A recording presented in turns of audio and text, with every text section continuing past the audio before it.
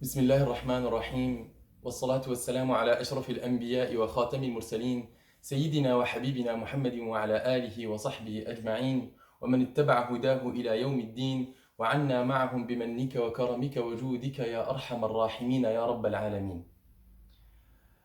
Durant une bataille, le prophète sallallahu alayhi wa sallam va mettre deux compagnons devant sa tente. Ces deux compagnons vont se mettre d'accord. L'un va dire je dorme la première moitié de la nuit et le deuxième va dire je dormirai la deuxième moitié de la nuit. Et donc ils vont faire ça en alternance. Donc pendant que le premier dormait, le deuxième lisait le Coran et priait Allah subhanahu wa ta'ala.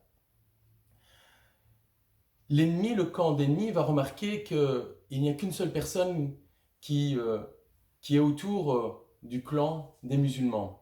Et alors ils vont jeter une flèche, ils vont lancer une flèche, et elle va rentrer dans la poitrine de l'homme qui priait.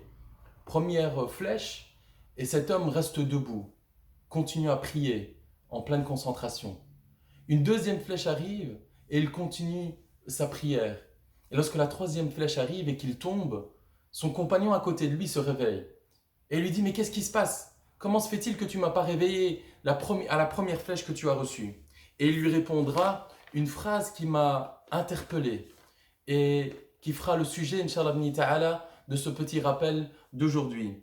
Il va lui dire Kuntu fi suratin walam urid an aqta'aha. J'étais en train de lire une sourate et je ne voulais pas la couper. Subhanallah. Je me disais, mais comment se fait-il que ce compagnon arrive à ce point-là de concentration dans la prière? Comment se fait-il qu'il est arrivé à voyager dans sa prière et voyager et comprendre ses versets et vivre avec ces versets au point qu'il ne réveille même pas son compagnon lorsqu'il reçoit une flèche en plein corps? C'est sûrement quelque chose d'extraordinaire. Et donc j'ai commencé à faire mes recherches et essayer de lire les livres qui parlent de la concentration de la prière. Et je vais essayer, Inch'Allah subhanahu wa ta'ala, de vous faire un résumé de ce que j'ai pu trouver et comment pouvoir justement vivre ces moments-là.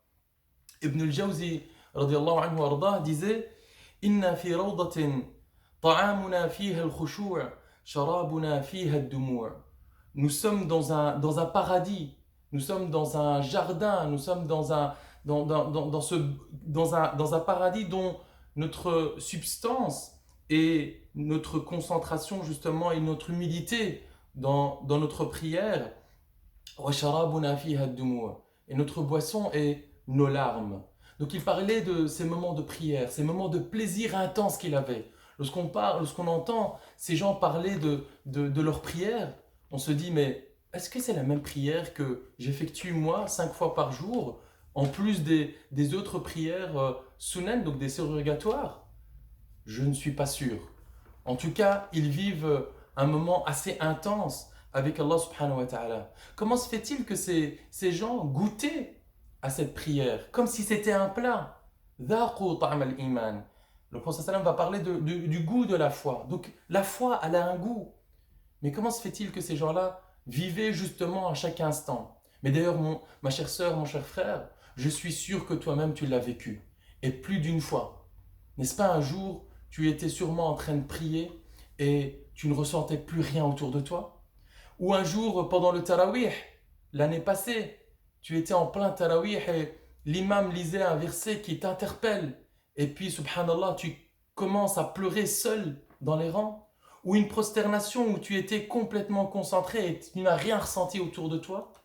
Ou deux rak'at qui ont duré peut-être 1 heure, mais pour toi c'était comme si c'était quelques minutes.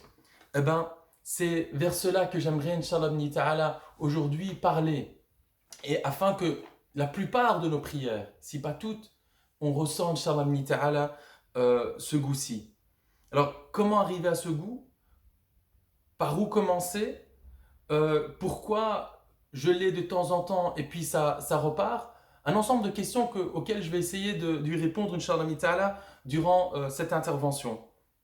Alors, énormément de versets nous parlent de cette concentration dans la prière, nous parlent de ce moment de khushu'. Allah subhanahu wa ta'ala dit Aqimis salata li dhikri. Et dans un autre verset, en parlant de personnes qui ont bu, il dit حتى تعلموا ما تقولون. Regardez, Allah subhanahu wa ta'ala nous parle de certaines caractéristiques de la prière. أقم الصلاة لذكري. Et puis, حتى تعلموا ما تقولون. Jusqu'à ce que vous saviez, c'est ce que vous êtes en train de dire. Nous n'allons pas se mentir. Combien de fois nous n'avons pas commencé à dire Allahu Akbar et on est parti dans la Fatiha et puis dans une sourate et puis on ne sait plus qu'est-ce qu'on a lu. Est-ce que j'ai prié 2 puis j'ai prié 4 et des prières comme ça s'enchaînent. On n'a plus aucun goût à réaliser réellement notre prière et quel effet cette prière finalement va avoir sur nous. Les Sahaba radouanullahi alayhim et les pieux prédécesseurs, pour eux la prière était la solution à leurs problèmes.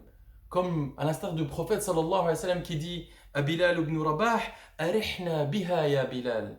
Appelle à la prière ya Bilal afin qu'on puisse se reposer, afin qu'on puisse vivre cette sérénité. Lorsque le prophète Sayyida Aisha radiyallahu anha va dire, Kana Nabiyu sallallahu alayhi wa sallam idha faza'ahu shay dhahaba ila as-salah.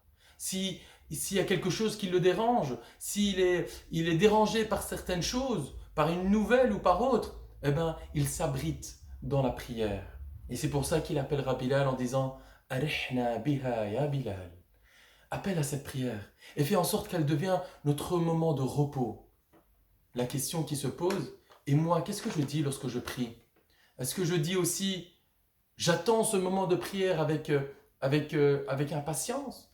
Ou alors c'est plutôt je la laisse jusqu'à la dernière minute et je dis au moins une chose de faite. Tu sais quoi? Je vais prier comme ça, au moins une chose de faite. Eh ben, comment passer de au moins une chose de faite à Arihna biha ya Bilal? Donc, subhanallah, cette conférence, je l'avais développée dans une série de conférences du nombre de 4, mais je vais essayer ici de synthétiser. Et je vous donnerai quelques clés, et en espérant, Inch'Allah, binna subhanahu wa ta'ala, que vous allez faire ce travail par la suite. Donc je vais vous donner, Inch'Allah, 6 clés. 6 clés de porte que vous allez vous-même par après essayer d'expérimenter, essayer de vivre ces moments, parce que la concentration dans la prière ne vient pas comme ça en une seconde. Non, c'est tout un travail qui de longue haleine. Mais Inch'Allah, binna ta'ala, lorsqu'on y goûte, on ne sait plus s'en passer.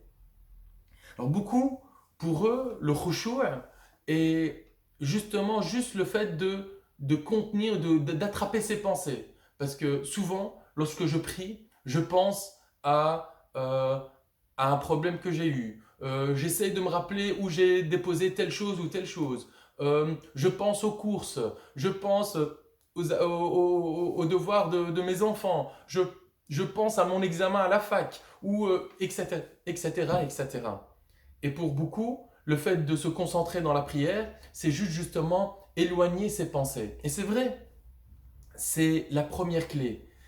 Adamus sarahan, ou hudurul qalb, le fait de rappeler son cœur, rappeler ses pensées, éloigner toute autre chose que ce que tu es en train de faire. Donc ça, c'est la première clé.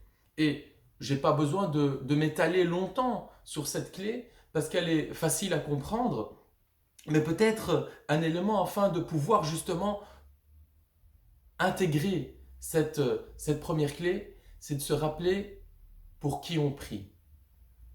Souvent, on prie, on met notre tapis, peut-être au milieu du salon, avec plein de bruit autour, mais c'est normal qu'on n'arrive pas à se concentrer. Et puis, un deuxième élément, c'est qu'on oublie que c'est pour Allah subhanahu wa ta'ala. Mais qui est Allah subhanahu wa ta'ala? Quelle est la place de Dieu dans ton cœur? Quelle est ta conception de Dieu dans tes pensées? C'est celui qui quoi? Eh ben, quand tu reviens sur les attributs d'Allah subhanahu wa ta'ala et sur ses noms, eh ben, tu redécouvres finalement le fait que tu es en train d'adorer Allah subhanahu wa ta'ala, le créateur de l'univers. Allah subhanahu wa ta'ala, c'est lui qui te donne tout ce que tu as autour de toi. C'est lui qui te permet de respirer à chaque instant, à chaque seconde. Subhanallah, dernièrement, j'ai regardé un reportage et un homme pleurait en Italie. Il avait attrapé le Covid, qu'Allah subhanahu wa ta'ala vous en protège et qui guérit celles qui l'ont attrapé. Il pleurait, il disait, je paye je ne sais combien d'euros pour une bouteille d'oxygène et le Seigneur m'en donne depuis maintenant 60 ans gratuitement. Eh bien, subhanallah, lorsque tu reviens à ce genre, à ces choses simples finalement que Dieu nous a données, auxquelles n'ont aucune valeur finalement, eh bien, subhanallah, tes pensées reviennent toutes seules. Parce que tu sens que tu es en train de parler et communiquer avec le Tout-Puissant exalté soit-il. Et que tu as finalement énormément de choses à lui dire et que tout ce qui est autour de toi n'est que facultatif. Et c'est pour ça que lorsque tu vas lever les mains et que tu vas dire Allahu Akbar, tu passes dans un monde parallèle. Alors, avant de commencer d'ailleurs de dire Allahu Akbar, il y a une petite préparation à faire. Déjà, le fait de faire ces ablutions avant chaque prière, ça te met déjà en condition, ça réveille tes sens. C'est pas pour rien que l'oudou, c'est les bras, le visage, les pieds. Donc ça te réveille un peu, ça te donne un peu, comme on appelle un nashat. Le fait de refaire ces ablutions avant la prière. Le fait de prier la sunna, les 2 rak'at ou les 4 rak'at selon chaque prière que tu fais avant ou après, elles te mettent justement dans le bain. Elles te préparent pour ta prière obligatoire. Elles te préparent psychologiquement à rentrer en communication avec le Seigneur. C'est des choses des fois qu'on oublie, des choses simples, mais des petites choses simples qui te permettent, bi'idnillahi subhanahu wa ta'ala, de goûter à cela. Mes chers frères et mes chères sœurs, je vous parle de quelque chose d'extraordinaire. Vous n'allez plus pouvoir vous en passer de ces prières et vous allez vous poser des questions justement sur les prières précédentes que vous avez organisées. Et alors, pensez à un moment par exemple, à ceux par exemple qui se rappellent avant leur Pâques par exemple, ou un examen oral, ou un entretien. Tu cherches, ça fait 3 ans du boulot et voilà que tu as un entretien hyper important. Comment tu es quelques secondes avant d'entrer à cet examen oral ou à cet entretien? Est-ce que tu penses à autre chose que ce que tu vas avoir juste après derrière cette porte? Est-ce que tu penses à ton match de la tantôt, ou à ta série, ou à ton portefeuille, ou je ne sais pas quoi? Non, tu es en pleine concentration. Et bien lorsque tu remets Allah subhanahu wa ta'ala dans ton cœur et dans ton cerveau, et bien subhanallah, tu te prépares réellement à quelque chose d'extraordinaire. Ça, c'est la première clé. La deuxième clé, c'est la compréhension, al-fahm. Al-fahm madha taqra wa madha taqul. Le fait de comprendre ce que tu es en train de lire et ce que tu es en train de dire. Toute chose adore Allah subhanahu wa ta'ala. Toute chose se prosterne. Allah subhanahu wa ta'ala dit Alam tara anna Allah yasjudu lahu man fis samawati wal ard. Toute chose autour de nous se prosterne pour Allah subhanahu wa ta'ala. Mais nous, Allah subhanahu wa ta'ala nous a donné, l'être humain, Allah subhanahu wa ta'ala nous a donné un cerveau en plus. Al-aql. Taklif. Donc le fait de comprendre, eh ben ça c'est quelque chose que l'animal n'a pas par exemple. Et nous, êtres humains, on a ce devoir de comprendre ce que nous sommes en train de dire. Alors, ça c'est une étape déjà supérieure. Parce que le fait de lire tous les jours Bismillahirrahmanirrahim, Alhamdulillahi Rabbil Alamin, Ar-Rahman le fait que ça devient un automatisme, eh ben, on oublie des fois certains secrets de ces versets. Mais quelle est la différence entre Ar-Rahman ou Ar-Rahim? C'est quoi Maliki Yawmiddin ou Maliki Yawmiddin? إياك نعبد وإياك نستعين بماذا نستعين بك يا رب. Donc quelle est la différence entre Ar-Rahman ou Ar-Rahim? Quelle est la différence? C'est quoi إياك نعبد وإياك نستعين? C'est quoi Subhanallah lorsque je suis en ruku, en sujoud, Subhana Rabbi al-A'la, Subhana Rabbi al-Azim, louange à toi, exalté soit-il. Ça veut dire quoi exactement tout cela? Eh bien lorsque tu reviens à ces choses comme je vous ai dit simples, Subhanallah, tu les vis tout autrement. D'ailleurs, vous vous êtes posé la question? La prière, n'est-ce pas l'acte où on demande à Allah subhanahu wa ta'ala pardon, justement? Cet acte qu'Allah subhanahu wa ta'ala fait en sorte qui nous fait monter dans les degrés du paradis et nous efface des péchés. Mais par contre, lorsqu'on commence et à chaque mouvement, on dit Allahu Akbar. Dieu est le plus grand.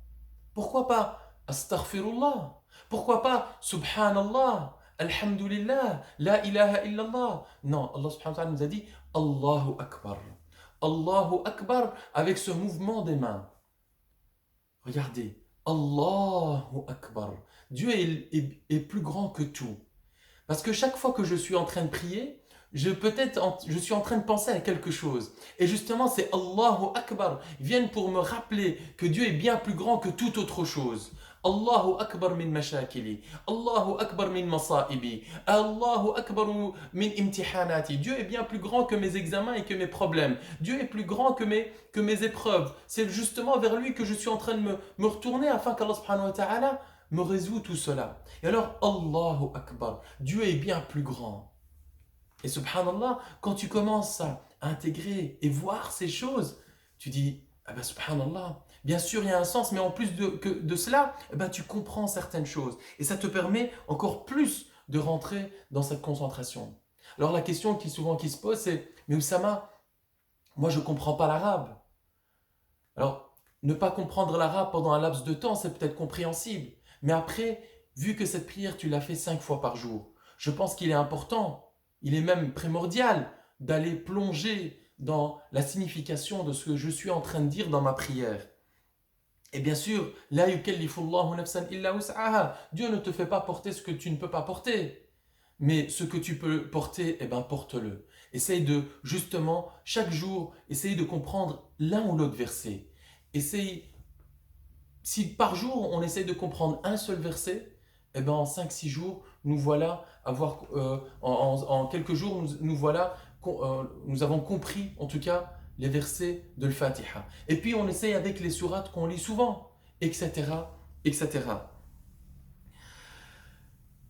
Alors, je vous ai donné là déjà 2 clés. Donc, je vous ai dit le fait d'essayer de ramener ses pensées, se rappeler qui nous adorons et vers qui je me dirige lorsque je dis Allahu Akbar.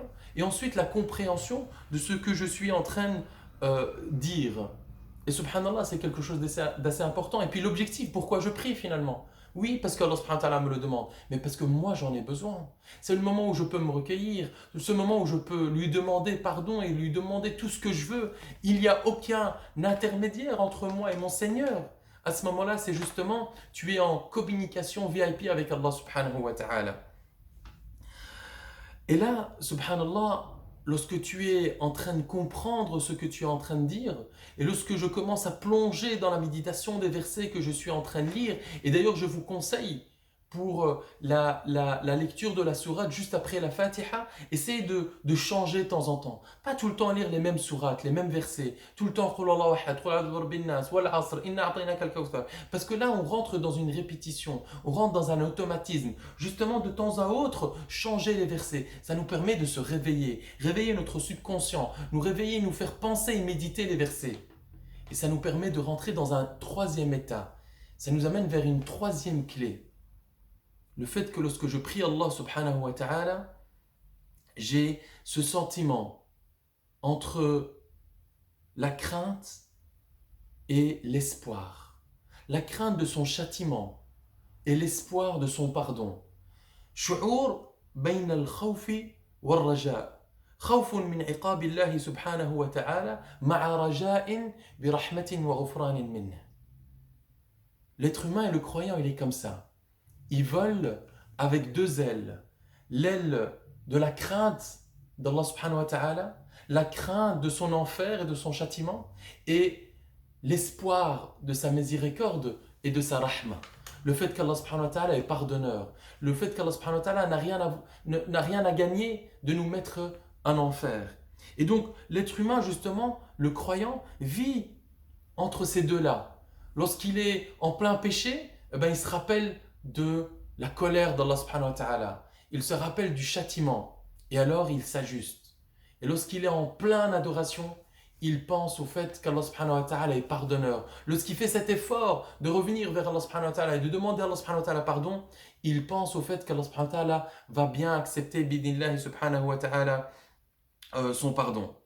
Allah subhanahu wa ta'ala dit dans le Coran al-Karim قُلْ يَا عِبَادِيَ الَّذِينَ أَسْرَفُوا عَلَىٰ أَنفُسِهِمْ لَا تَقْنَطُوا مِنْ رَحْمَةِ اللَّهِ. Ô vous ceux que vous êtes lancés dans l'abondance du péché,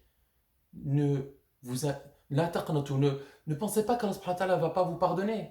Ça me rappelle subhanallah l'histoire de ce poète qui s'appelle Abu Nawas à l'époque, qui était un homme buveur d'alcool, qui passait son temps la nuit à chanter, à danser avec les femmes et boire de l'alcool, etc. Et les gens disaient, impossible qu'Abu Nawas un jour demande le pardon et qu'Allah subhanahu wa ta'ala accepte son pardon. Et subhanallah, cette phrase, ça fait tilt dans son cerveau. Et il va dire une des plus belles poésies qui parle du pardon. En disant, Ya Rabbi in kathirat dhunubi kathratan, falaqad alimtu bi anna afwaka a'zamu, in kana la yarjuka illa muhsinun, fabiman yaludhu wa yastajiru al-mujrimu, ad'uka Rabbi kama amarta tadarru'an, fa idha radatta yadi, faman dha yarhamu. Il parle et dit, Ya Allah, tu sais très bien que j'ai énormément de péchés, mais je sais très bien que ton pardon est bien bien plus grand que cela. Si seulement les personnes qui sont pieuses, c'est eux, les personnes pieuses qui viennent vers toi, alors vers qui vont les pécheurs?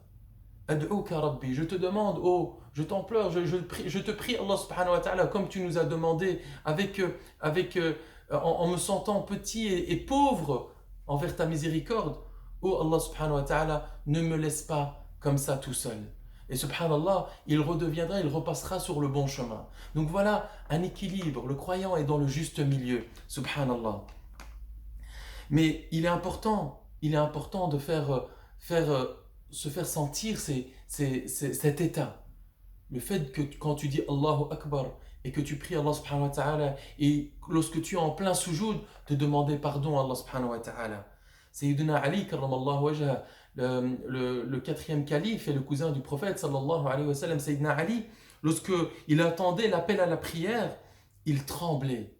Et on lui posa la question, mais pourquoi? Et il répondra, Ja'a waqtu amanatin araduha Allah subhanahu wa ta'ala ala as-samawati wal ard wal jibal fa ashfaqna an yahmilnaha wa hamaltuha ana. J'ai maintenant une responsabilité, une grosse amana qu'Allah subhanahu wa ta'ala a mis à déposer sur les montagnes qu'elle n'a pas pu supporter et je la porte maintenant moi-même. Donc ce moment de rendez-vous avec Allah subhanahu wa ta'ala, ça c'est une prière, subhanallah, une autre prière. Et sûrement qu'un jour tu es rentré à la mosquée, ou pour ceux que par exemple de temps en temps sont partis dans lointain comme ça dans un voyage, ils se trouvent dans une petite mosquée, ou même une fois à la Mecque, je me rappelle, un homme comme ça qui priait derrière la Kaaba, et pendant des heures il reste debout. Et il pleurait.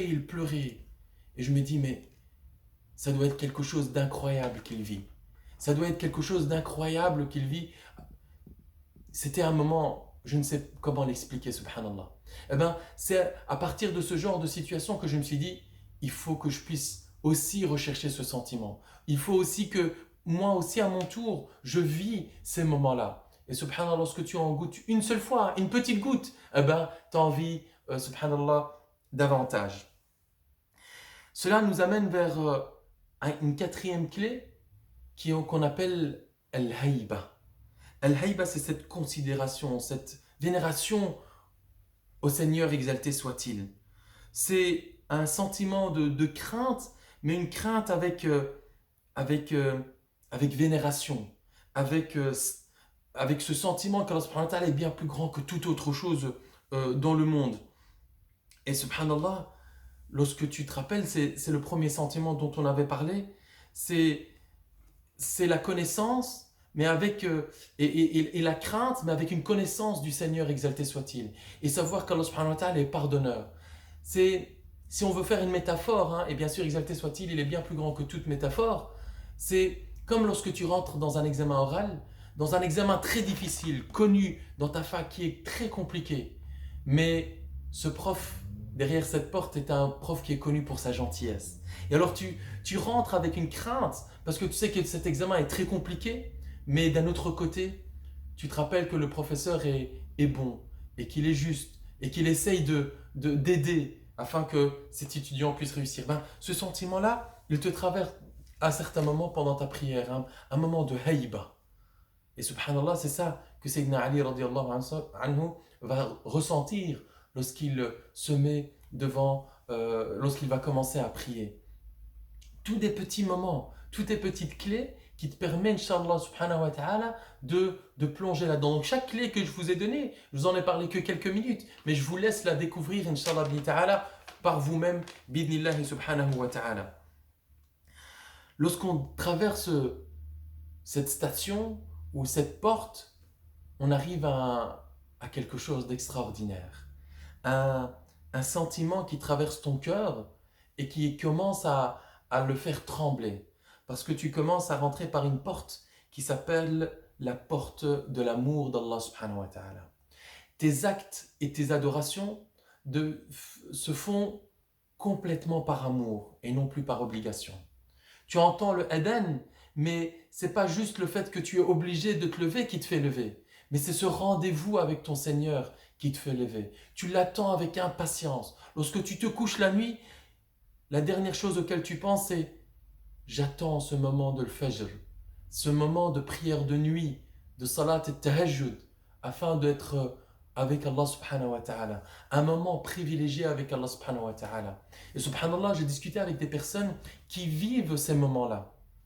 Tu peux leur donner 1 million d'euros afin qu'ils restent avec toi à faire une nuit blanche et dormir que, par exemple, que quelques heures. Eh ben, ils te disent non, je préfère rentrer, dormir un peu afin de me réveiller et être avec Allah subhanahu wa ta'ala. Tu dis mais comment vous ressentez cela? Ben, c'est un processus.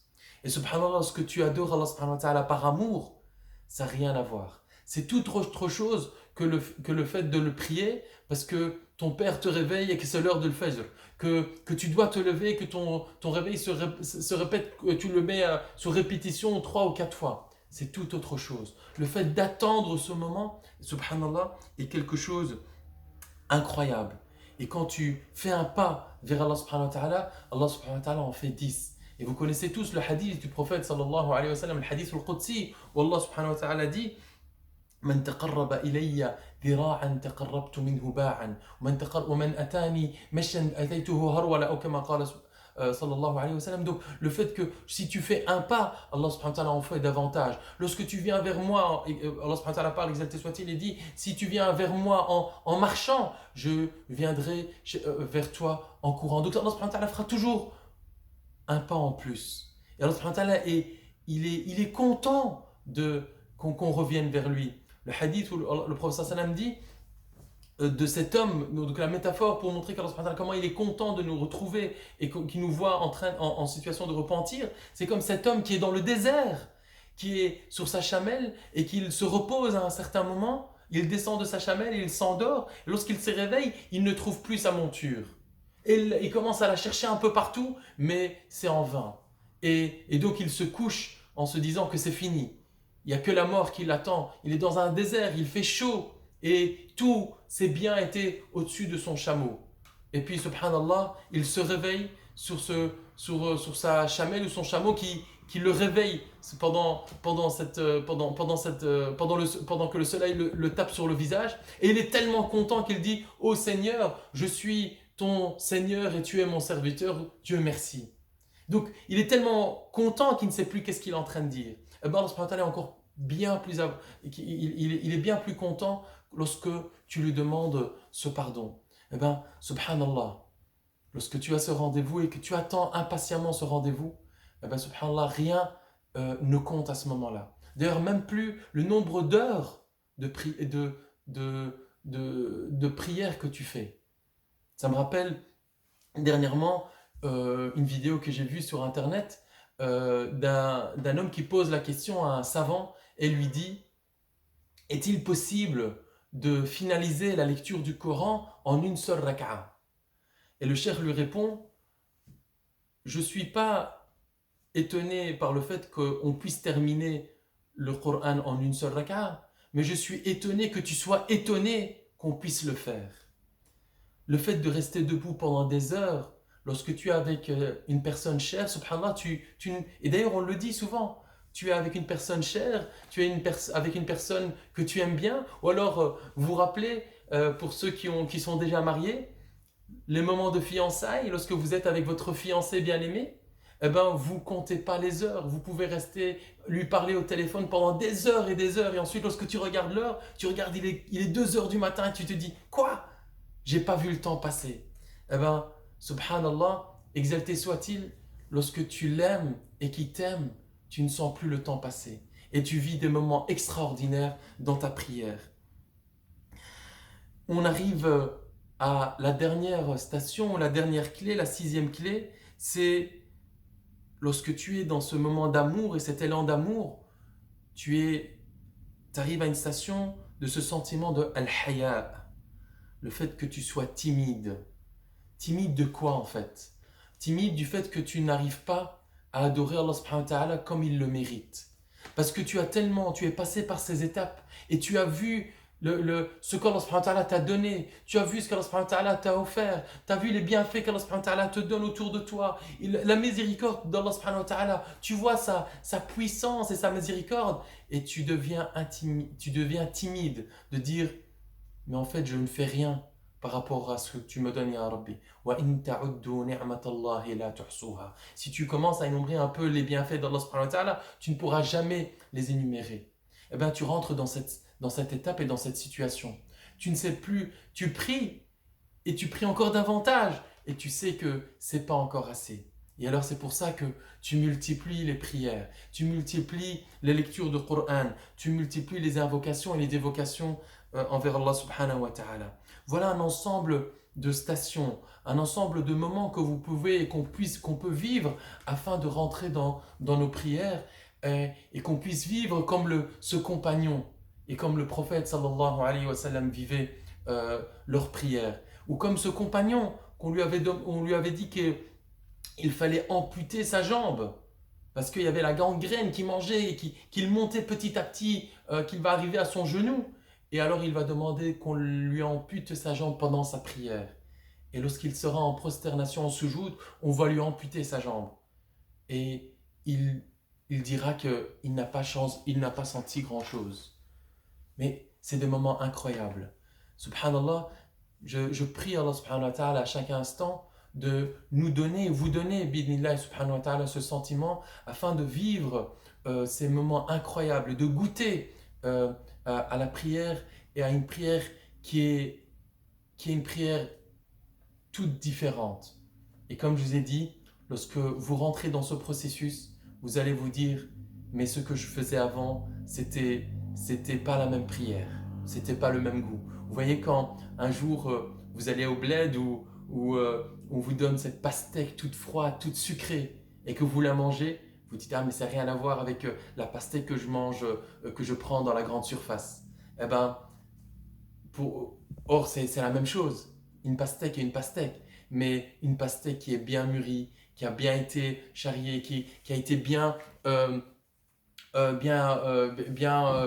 mis dans des bonnes conditions n'est pas la même chose qu'une pastèque qui a été prise par des produits chimiques et autres. Alors revenez là subhanahu wa ta'ala et c'est justement l'occasion en or aujourd'hui pendant ce mois de Ramadan qui est en plein confinement. Alors certains vont dire oui mais Oussama c'est compliqué justement de vivre ces moments-là et sachant qu'on ne va pas à la prière, on ne va pas à la mosquée pour vivre cette prière. Ben, je pense que justement, c'est un cadeau qu'Allah subhanahu wa ta'ala nous offre aujourd'hui parce que c'est justement dans cette solitude que tu vas pouvoir, Inch'Allah ta'ala, puiser à l'intérieur de ton cœur et retrouver Allah subhanahu wa ta'ala en VIP, Inch'Allah ta'ala.